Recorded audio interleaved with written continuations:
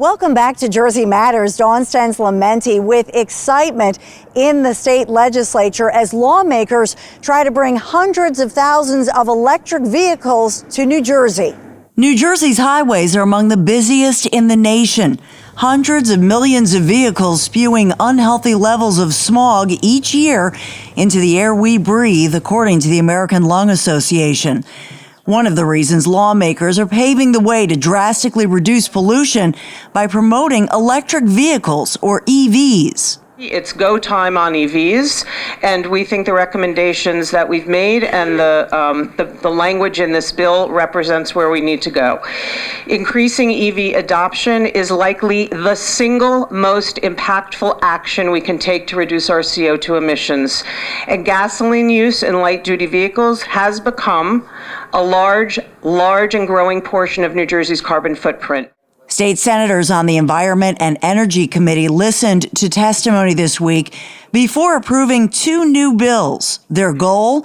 By 2025, the bills require 330,000 electric vehicles on the road, fulfilling New Jersey's commitment to comply with California's zero-emission vehicle program. The great news is that you can run an electric vehicle at half the cost of a gasoline-powered vehicle. So there's a way to save a lot of money. And not only that, do good things for our air quality, for public health, because you really don't want the emissions from fossil fuels. The new proposed legislation also calls for hundreds of new charging stations.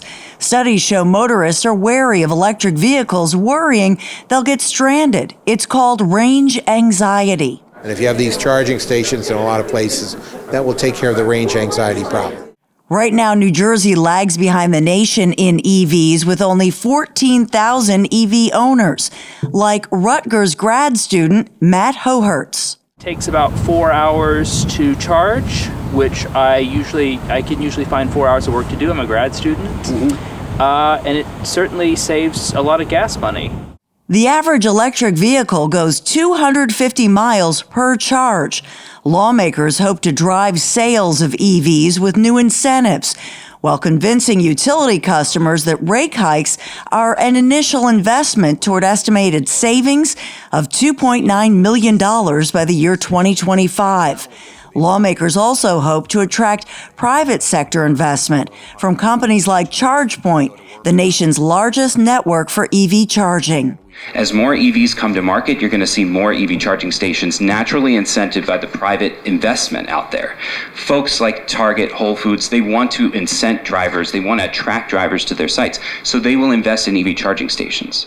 There is an upcoming public meeting to get people's input. That's April 12th at the Department of Environmental Protection. Reporting for Jersey Matters, Dawn Stensland-Mendte. Up next, Larry's commentary.